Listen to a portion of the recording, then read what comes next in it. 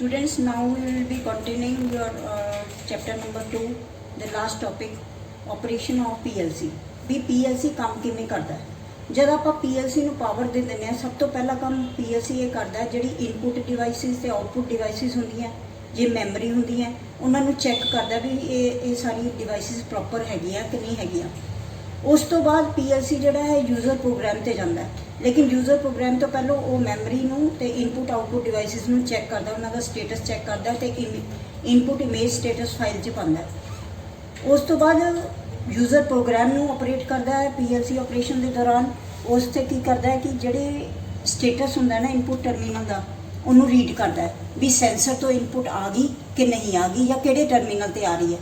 उस तो बाद जिहड़ा भी असीं लैडर प्रोग्राम पाया हुंदा मैमरी च, उहदी जिहड़ी इंस्ट्रक्शनस हुंदियां उहनूं एक्सीक्यूट करदा one by one, left to right, top to bottom, और जिहड़ा भी डाटा हुंदा उहनूं आउटपुट डिवाइसिस नूं दिंदा ताकि जिहड़ा है आउटपुट ते आपां आउटपुट लै सकीए।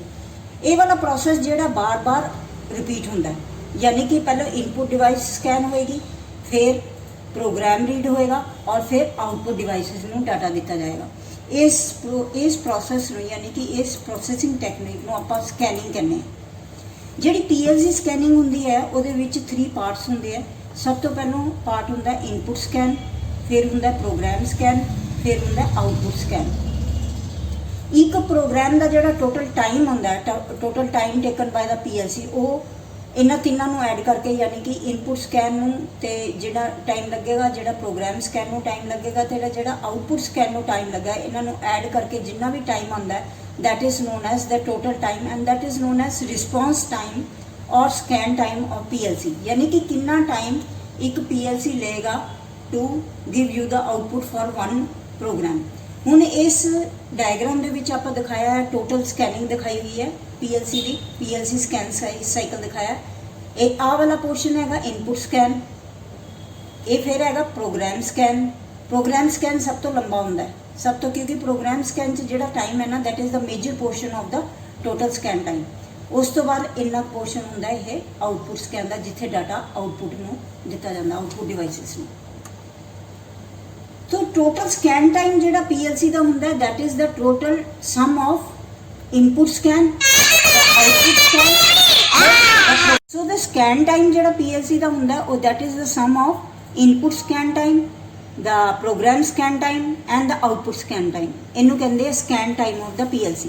सब तो पहले आप डिस्कस करांगे कि इनपुट स्कैन किनू कहते हैं। जिहड़ी इनपुट स्कैन है उहदे विच जिसी असीं पावर दिंदे हैं PLC नूं, तो PLC की करदा है इनपुट टर्मिनल्स नूं रीड करदा है।